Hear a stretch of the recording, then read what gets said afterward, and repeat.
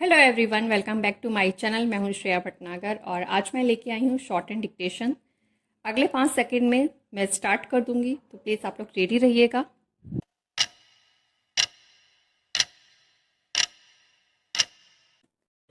चुनाव आयोग की ओर से बिहार में मतदाता सूची के विशेष गहन पुनरीक्षण पर विपक्षी नेताओं और विशेष रूप से राहुल गांधी की निराधार आपत्तियां थमने का नाम नहीं ले रही हैं।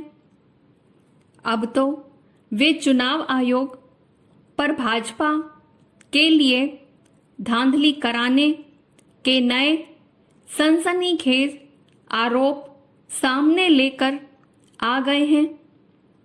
उन्होंने अपने इन आरोपों को एटम बम की संज्ञा दी, लेकिन वैसा कुछ धमाका तो हुआ नहीं जैसा वे दावा कर रहे थे।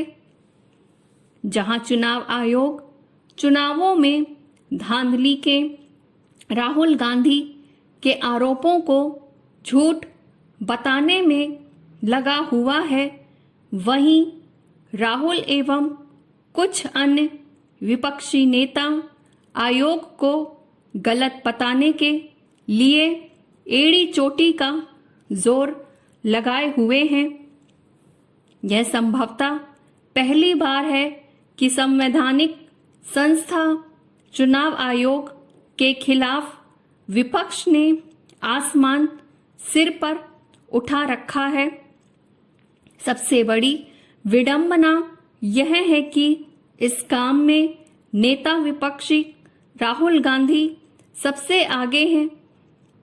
उनकी ओर से बेंगलुरु लोकसभा चुनाव में धांधली के जो तथाकथित प्रमाण दिए गए, उन्हें चुनाव आयोग ने न केवल सिरे से खारिज किया, बल्कि राहुल गांधी से यह भी मांग की कि वे अपने दावे के पक्ष में या तो शपथ पत्र दें अथवा अपने झूठे आरोपों के लिए देश से माफी मांगे।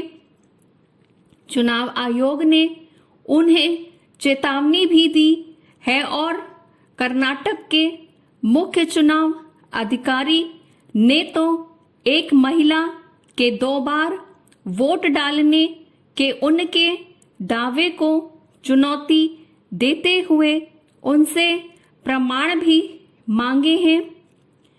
इसमें संदेह है कि राहुल गांधी अपने दावे के पक्ष में कोई प्रमाण देने का काम करेंगे।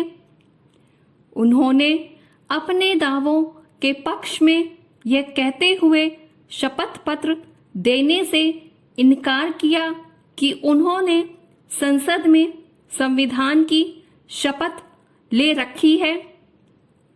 यदि ऐसा है तो राफेल मामले में सुप्रीम कोर्ट से क्षमा याचना करते समय उन्होंने हलफनामा क्यों दिया था? क्या इसलिए कि उन्हें सुप्रीम कोर्ट की ओर से तो ठोस कार्रवाई किए जाने का भय था, लेकिन चुनाव आयोग की किसी कार्यवाही की उन्हें तनिक भी परवाह नहीं। इसकी अनदेखी नहीं की जानी चाहिए कि चुनाव आयोग ने बिहार में मतदाता सूची का जो प्रारूप जारी किया है, उस पर 9 दिन बाद भी किसी राजनीतिक दल ने अपनी कोई आपत्ति नहीं दर्ज कराई है। स्पष्ट है कि विपक्षी दल जनता को बरगलाने के लिए झूठे आरोपों के सहारे चुनाव आयोग को बदनाम करने में लगे हुए हैं। यह तमाशा तभी बंद हो सकता है जब सर्वोच्च न्यायालय हस्तक्षेप करे।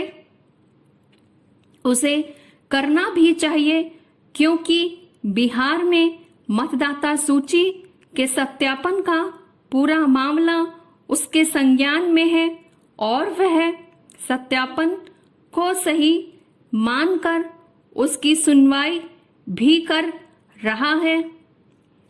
अब तो चुनाव आयोग ने यह भी कह दिया कि बिना सूचना और कारण के किसी का नाम मतदाता सूची से नहीं हटेगा। क्या यह उचित नहीं होगा कि अब सुप्रीम कोर्ट अपनी सक्रियता दिखाए और चुनाव आयोग एवं विपक्षी दलों खासकर राहुल गांधी को आवश्यक निर्देश दे। ये थी मेरी आज की डिक्टेशन। उम्मीद करती हूँ आज आप लोग को लिखते बना होगा, समझ में आया होगा, और गलतियां चेक करने के लिए ही मैं न्यूज़पेपर की फोटो लगा रही हूँ।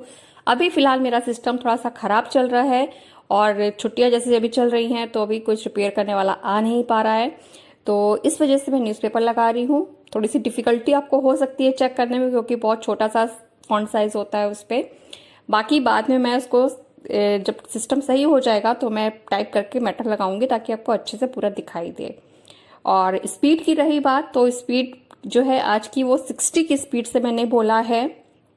स्पीड चेक अगर आपको करनी हो तो आप कैसे क्या करिए कि 1 मिनट में कितने वर्ड मैंने बोले हैं उसको आप देख लीजिए, तो इस हिसाब से स्पीड निकाली जाती है। ठीक है, तो ये 60 के करीब मैंने, 60 तो पूरी है ही, 60 और 70 के बीच की स्पीड मेरी चल रही है, 80 के भी मैं नहीं बोल रही हूँ। तो ये है मेरी डिक्टेशन स्पीड। और अगर आपको पसंद आ रही है तो आप मुझे बताइए, पसंद नहीं आ रही है, कहीं कुछ कमी लग रही है तो भी आप मुझे बताइए, फिर मैं आपको उसमें इम्प्रूव करके दूंगी। तो मिलते हैं जल्दी एक नई डिक्टेशन के साथ, तब तक के लिए bye bye, take care, thank you.